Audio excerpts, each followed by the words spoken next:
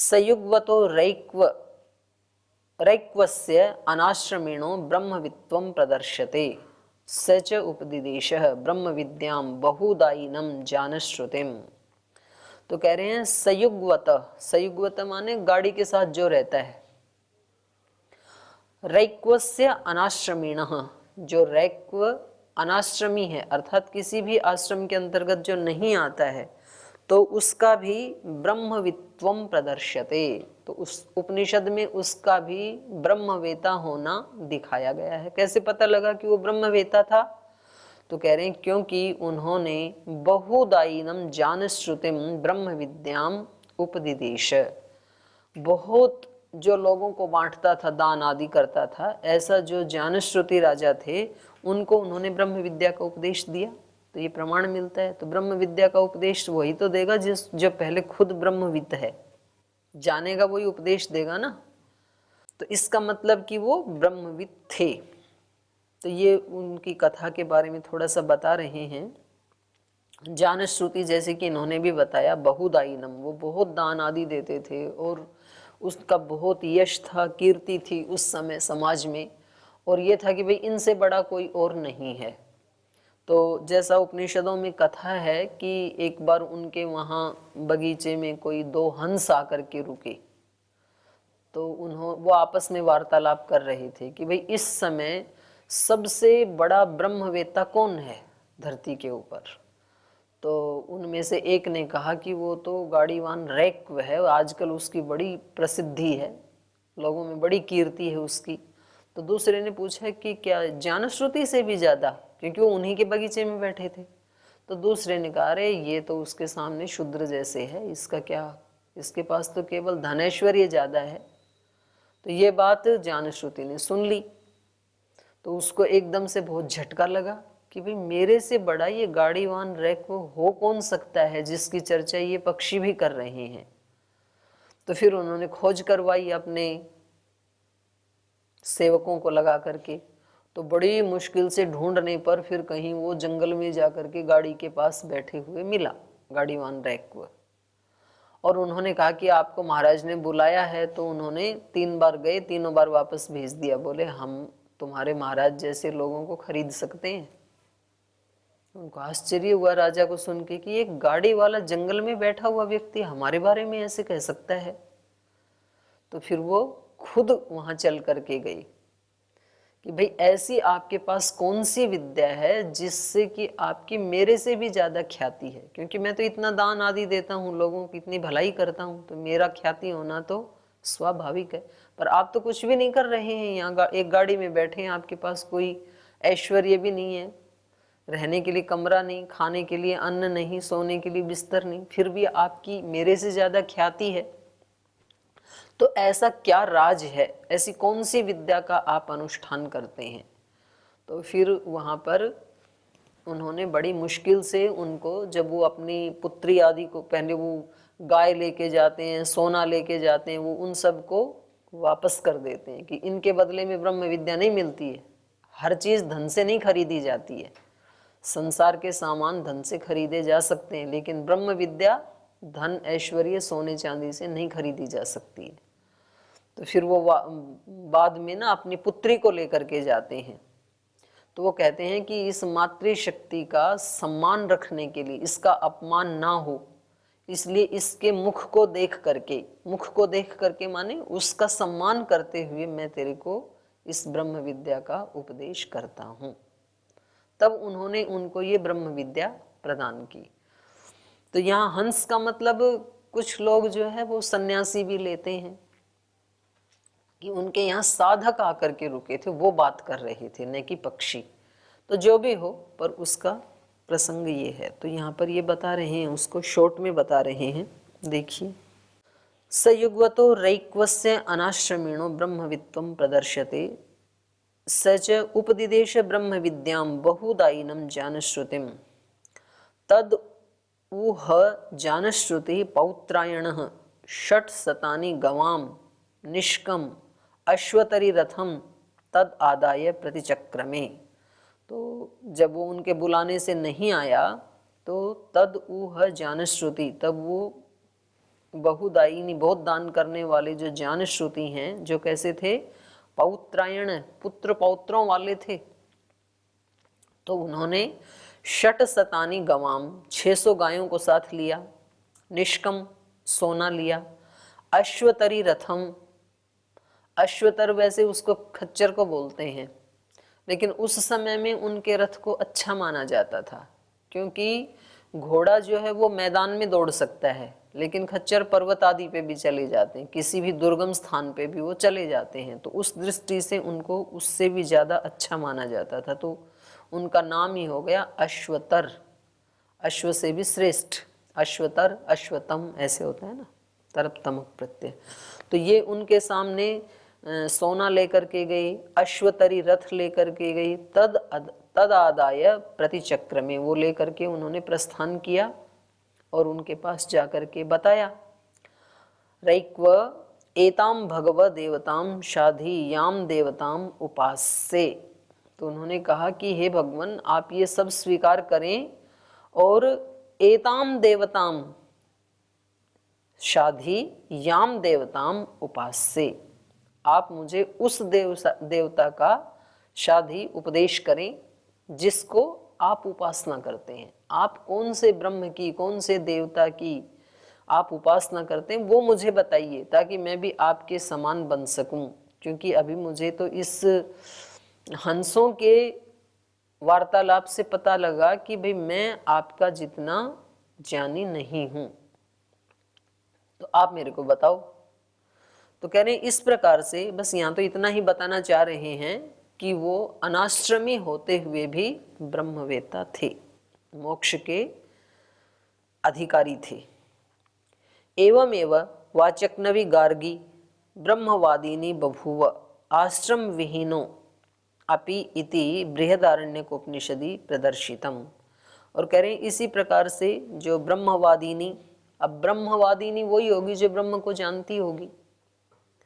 तो वाचक्नवी, वाचक्नवी इसलिए कहते हैं, वचक्नु की पुत्री थी ना वो, इनके पिता भी ऋषि थे, वचक्नु की पुत्री वाचक्नवी, इनका खुद का नाम गार्गी था, तो ये सरनेम है पिता के कारण।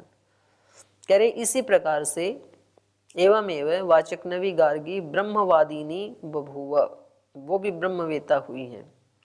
आश्रम विहीना अपि, आश्रम विहीन होते हुए भी, क्योंकि गुरुकुल में जब तक पढ़ी तब तक तो ब्रह्मचारिणी थी, और उसको छोड़ के बाद उन्होंने वेद धर्म का प्रचार प्रसार करने में जीवन लगाया, तो किसी भी आश्रम में वो नहीं मानी जाएंगी। तो भी ये बृहदारण्यकोपनिषद में उनकी ब्रह्मविद तत्व को प्रदर्शित किया है। अतः वाचक्नवी उवाच ब्राह्मण भगवन्तो हंता अहम इमं द्वौ प्रश्नौ प्रक्ष्यामि। वहाँ पर जनक की सभा में याज्ञवल्क के सामने वो सबको संबोधन करते हुए कहती है, हे भगवंत ब्राह्मणः, हे सभी विद्वानों, अहम इमं द्वौ प्रश्नौ प्रक्ष्यामि, मैं इस ब्रह्मवेत्ता याज्ञवल्क से 2 प्रश्न पूछूंगी। यदूर्ध्वम याज्ञवल्क्य दिवो, हे याज्ञवल्क्य ये बताइए इस द्यू से ऊपर क्या है। यद अवाक पृथिव्या, और ये बताइए इस पृथ्वीलोक से नीचे क्या है, क्योंकि हमें तो लगता है द्यूलोक से ऊपर कुछ नहीं है और लगता है पृथ्वी से नीचे कुछ नहीं है। तो अब आप बताइए कि इस द्यूलोक से ऊपर क्या है और पृथ्वी से नीचे क्या है। यदंतरा द्यावा पृथ्वी इमे यद भूतम च भवच्च, और इन दोनों द्यूलोक और पृथ्वी के बीच में क्या है। यद भूतम जो हो चुका वो भी बताओ, यद भवच्च जो अभी है वो बताओ, और भविष्यच्च और क्या हो सकता है आगे वो भी बताओ। इति आचक्षते कस्मिश्चित तदोतम प्रोतम च इति। और कह रहे हैं कि ये सारे जो लोक हैं ये कस्मिश्चित ओतम प्रोतम, किस में ओतः प्रोत हैं, माने किस में व्याप्य हैं, ये इनको व्याप्य करने वाला व्यापक कौन है, किसमें होते प्रोत हैं। इत्यादि ना संदर्भेण याज्ञवल्कम ब्रह्म विद्या विषयकौ 2 प्रश्नौ पृच्छ वाचक्नवी। तो कह रहे हैं ये जो संदर्भ है इसमें वाचक्नवी गार्गी याज्ञवल्क्य से ब्रह्म विद्या विषयक प्रश्न पूछती हैं। तो इससे क्या सिद्ध हुआ कि वो ब्रह्म विद्या की उपासक हैं, तो वो मोक्ष की अधिकारी नहीं है। तो अनाश्रमी होते हुए भी व्यक्ति शमदम आदि का अनुष्ठान करके मोक्ष का अधिकारी हो सकता है, ये बताना चाह रहे हैं ये। इत्थम रैक्वादी नाम आश्रम विहीना नाम आश्रम कर्मांतरेण अपि, तो जो रैक्व और गार्गी आदि हैं, ये इन चारों में से किसी भी आश्रम से युक्त न होते हुए और उसके विहित कर्मों के बिना भी, चतुर आश्रम वर्ण के विहित कर्मों के बिना भी ब्रह्म विद्या निष्णातत्वम उपलभ्यते, ब्रह्म विद्या की निष्णातता को इन्होंने प्राप्त किया। तेन ब्रह्म विद्यायाम आश्रम कर्म अनपेक्षम भवति, इसलिए कह रहे हैं कि ब्रह्म विद्या या ब्रह्म को प्राप्त करने के लिए जरूरी नहीं है कि यज्ञ याग आदि करना अनिवार्य हो, तो बिना यज्ञ याग आदि के भी कोई भी ब्रह्म को प्राप्त कर सकता है। तो इससे क्या सिद्ध हुआ कि ब्रह्म विद्या उसका अंगभूत नहीं है कर्म का, बल्कि अपने आप में एक स्वतंत्र विद्या है, स्वतंत्र साधन है मोक्ष प्राप्ति के लिए। अपिच स्मर्यते, और कह रहे स्मृति भी यही बात कह रही है कि आश्रम कर्म के बिना भी ब्रह्म प्राप्ति हो सकती है। स्मृति का मतलब है मनुस्मृति। स्मृतौ अपि, स्मृति में कहा है जप्येन एव तु संसिद्धेत ब्राह्मणो नात्र संशय कुर्याद अन्यत् नैवा कुर्यात मैत्रो ब्राह्मण उच्यते। केवल मात्र जप से ही, जप्येन एव तु संसिद्धेत ब्राह्मणो न अत्र संशय, ब्रह्म की सिद्धि कर सकता है जप मात्र से भी, माने कोई यज्ञ याग आदि ना करे और केवल तज्जपस तदर्थ भावनम, केवल जप का आश्रय ले या स्वाध्याय का ले या उपासना का ले, उससे भी, यहाँ तो केवल जप की बात कही है, तो इसमें नात्र संशय, इसमें कोई संशय नहीं है, तो ब्रह्म प्राप्ति हो सकती है।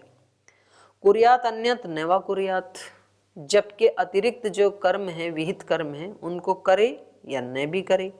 मैत्रो ब्राह्मण उच्यते, ब्राह्मण का, ब्रह्म का मित्र वो कहलाता है, माने मित्र बन जाता है, अर्थात ब्रह्म की प्राप्ति वो कर सकता है बिना कर्म कांड के भी।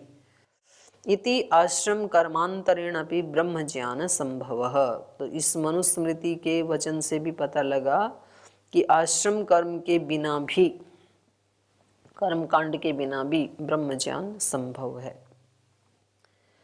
विशेषानुग्रहश्च, और कह रहे हैं विशेष कर्मों का अनुग्रह भी होता है, माने कोई अगर उसके साथ साथ विशेष कर्म भी करता है तो उसका भी फिर अनुग्रह तो होता है, विशेष कर्मों का विशेष कारण तो बनते हैं वो। तो जो ये भोलानाथ जी आप पूछ रहे थे उसका उत्तर है ये कि अपने विहित कर्म करता है और उसके साथ साथ कुछ विशेष भी करता है, मानो यज्ञ याग करता है दूसरे आश्रमों से लेकर के, तो उसका भी अनुग्रह है, उसका भी फल मिलेगा।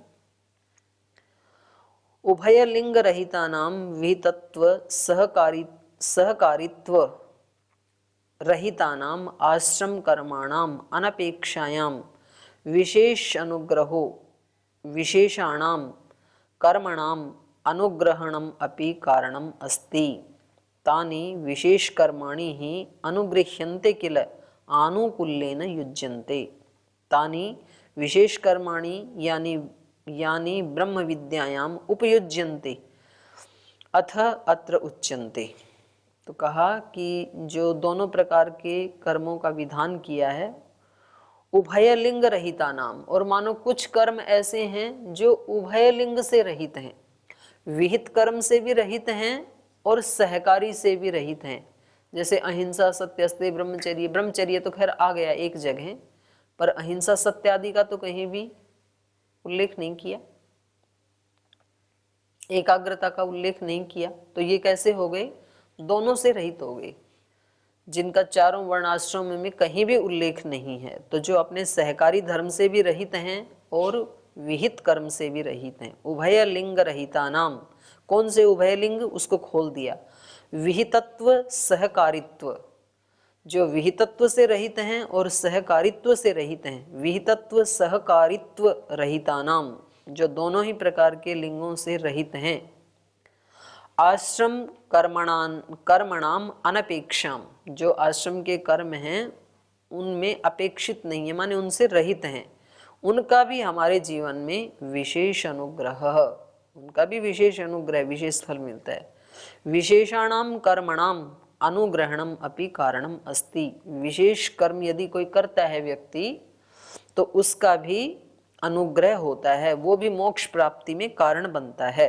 विशेष अनुग्रहणम का मतलब है कारणम अस्ति, तानि विशेष कर्माणि ही अनुगृह्यन्ते, वो जो विशेष कर्म है, मानो कोई दान कर रहा है, कोई किसी की सेवा कर रहा है, तो अब सेवा का जैसे मान लो कहीं भी वर्णन नहीं है, लेकिन सेवा कर रहा है तो वो मोक्ष प्राप्ति में विशेष अनुग्रह है, उसका फल मिलेगा, वो सहायक बनेगा ब्रह्म प्राप्ति में। कर्मणाम अनुग्रहणम अपि कारणम अस्ति, तानि विशेष कर्माणि ही अनुगृह्यन्ते किल आनुकूल्येन युज्यन्ते, क्योंकि वो उसमें अनुकूलता के साथ जुड़े हुए हैं, ब्रह्म प्राप्ति में अनुकूलता ले आते हैं वो। तानि विशेष कर्माणि, यानी तो जो भी विशेष कर्म हैं, ब्रह्म विद्यायाम उपयुज्यन्ते, तो वो इस ब्रह्म विद्या में जोड़े जाते हैं, उपयुक्त होते हैं वो। अथ च अत्र उच्यन्ते, तो इसीलिए तो यहाँ प्रश्नोपनिषद में कहा तपसा ब्रह्मचर्येण श्रद्धया विद्यया आत्मानम अन्विष्य, तो यहाँ पर केवल ब्रह्मचर्य है, ये तो विहित कर्म है ब्रह्मचारी का, और सहकारी कर्म है तीनों आश्रम वालों का, लेकिन बाकी के जो तीन हैं उसका तो उल्लेख नहीं है। तप का है चलो ब्रह्मचारी के लिए, तो दो का तो ब्रह्मचर्य आश्रम में विधान है, लेकिन श्रद्धा का नहीं है और विद्या का नहीं है, माने साक्षात इनका नहीं कहा ना, तो लेकिन इनका जो श्रद्धा पूर्वक जो आचरण करेगा या ज्ञान पूर्वक आचरण करेगा तो वो मोक्ष प्राप्ति में सहकारी होगा कि नहीं होगा? होगा, तो उसका विशेष अनुग्रह होगा। तपसा ब्रह्मचर्येण श्रद्धया विद्यया आत्मानम अन्विष्य इति चतुर्भ्य आश्रमेभ्यः, इन चारों आश्रमों के विशेष कर्माणि इमानि अनुगृह्यन्ते, तो चारों ही आश्रमों के जो विहित कर्म हैं उनको इमानी विशेष कर्माणि अनुगृह्यन्ते, ये जो विशेष कर्म बताए यहाँ पर जो चारों से रहित थे, अपने आप में जो स्पेशल कर्म विशेष कर्म हैं, ये चारों ही आश्रम वालों को अनुगृह्यन्ते, अनुग्रहित करते हैं। तो कह रहे हैं उनके क्या क्या हैं, एक बार रिपीट करवा रहे हैं।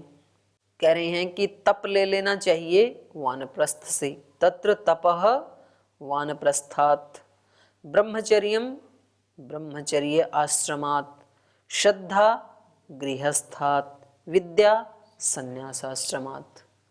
तो एक एक आश्रम वाले के लिए तो हैं ये चीजें, लेकिन बाकी तीन के लिए तो नहीं है। तप जो है विशेष रूप से किसके लिए कहा है? वानप्रस्थी के लिए, लेकिन केवल वानप्रस्थी ही तप करे, दूसरे ना करें, ऐसा नहीं है, क्योंकि तप दूसरों के लिए विशेष कर्म हो जाएगा और वो उसमें उसको अनुग्रह होगा। तो ऐसे ही ब्रह्मचर्य किससे ले लें? ब्रह्मचर्य आश्रमात्। श्रद्धा किससे ले लें? गृहस्थात्। अब केवल गृहस्थी को ही श्रद्धावान होना चाहिए ऐसे थोड़ी है, चारों को ही होना चाहिए, क्योंकि श्रद्धा जननी की तरह इस योगी की रक्षा करती है, ऐसे आया ना व्यास भाष्य में। और विद्या ज्ञान किससे ले लेना चाहिए? संन्यास आश्रम से ले लेना चाहिए, क्योंकि संन्यास आश्रम का मुख्य क्या है? ज्ञान युक्त होकर के रहना, कभी भी अज्ञान में न उतरना। तो विद्या संन्यास आश्रमात् तस्मात् विहित सहकारीभ्याम आश्रम कर्मभ्याम अतिरिक्तानाम आश्रम कर्मणाम अनपेक्षा ब्रह्म विद्यायाम।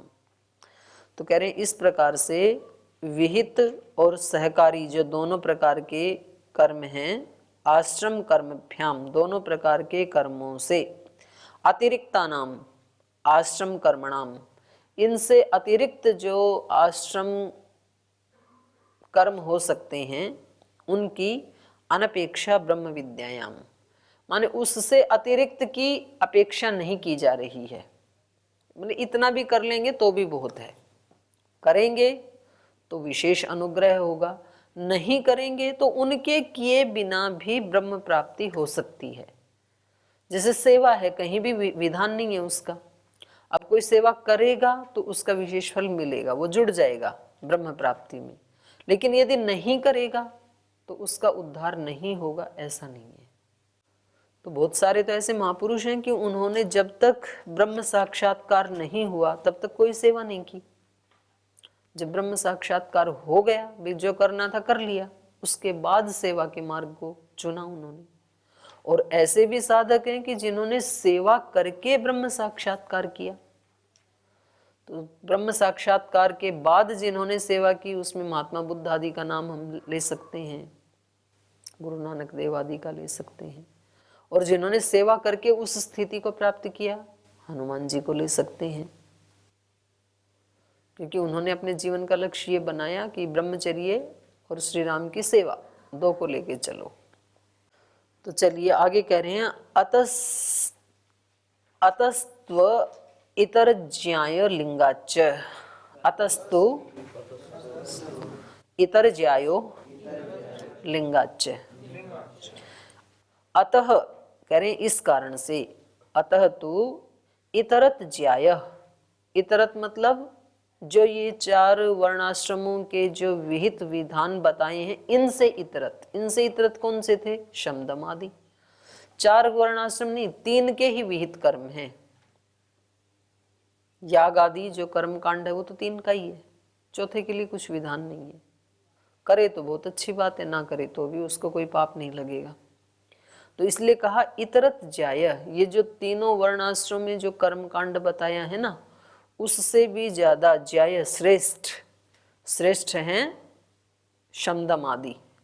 लिंगाच्य ऐसे ही लक्षण देखे जाते हैं। अब मानो कोई व्यक्ति गृहस्थ होकर के अग्निहोत्र आदि तो रोजाना करता है, पति पत्नी मिलके करते हैं, लेकिन शमदम आदि नहीं है उनके जीवन में, तो फिर वो हल्का पड़ जाएगा। उसका जो वो विहित कर्मानुष्ठान है वो उसको मोक्ष प्राप्ति नहीं करवा सकता है। और कोई व्यक्ति गृहस्थ में होते हुए शमदम आदि का पालन तो पूरा करता है, लेकिन अग्निहोत्र आदि नहीं कर पाते हैं।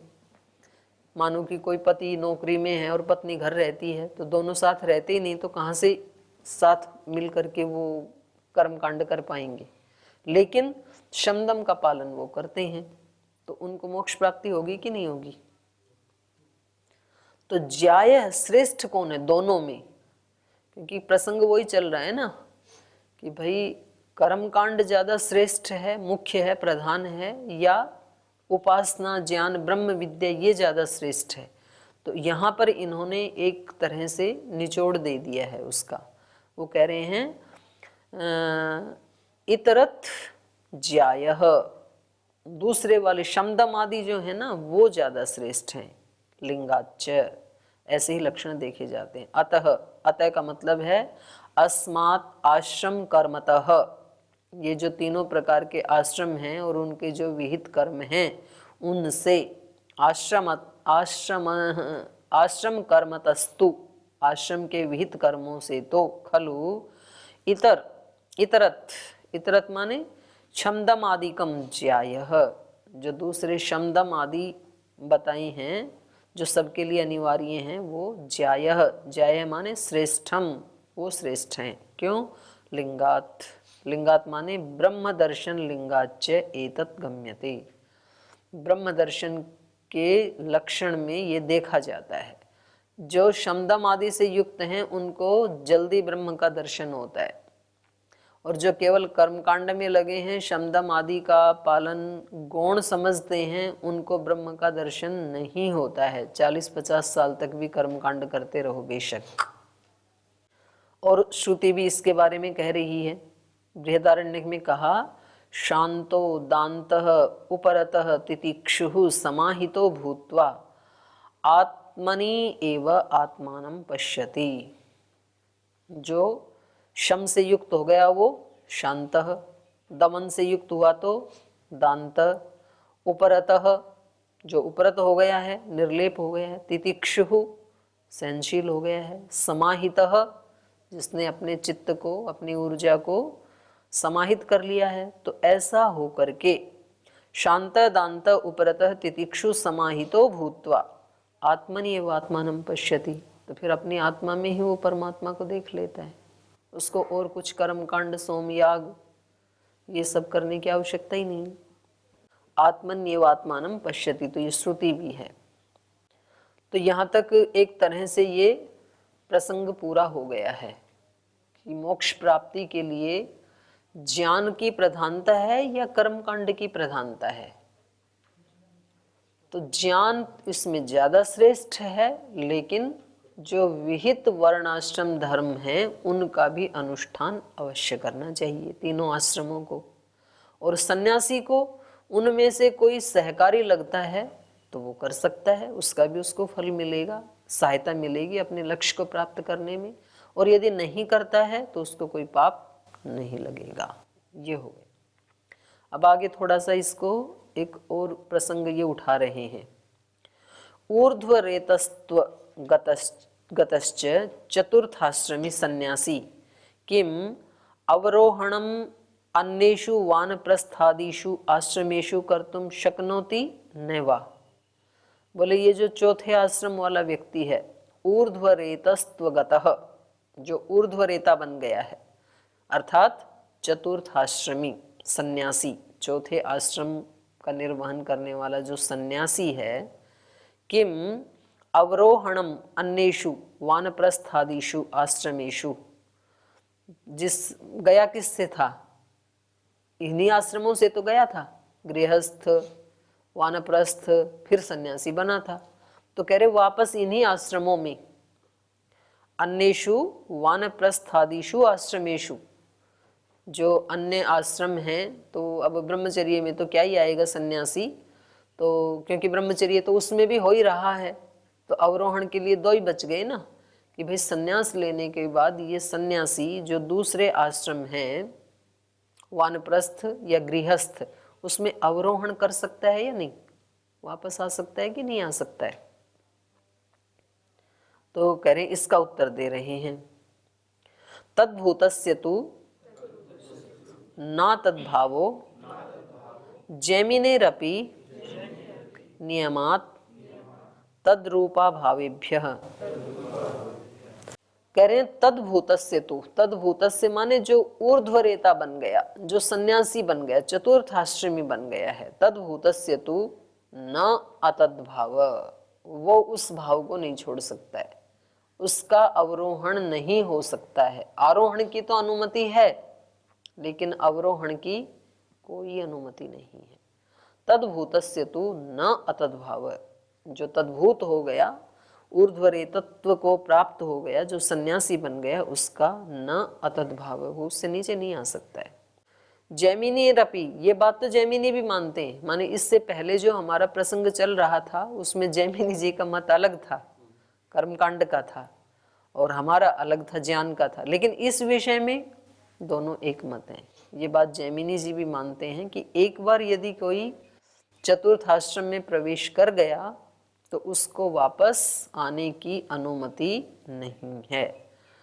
नियमः अतद्रूप भावेभ्यः, बोले नियम से, ये ऐसा नियम है। कौन सा नियम है?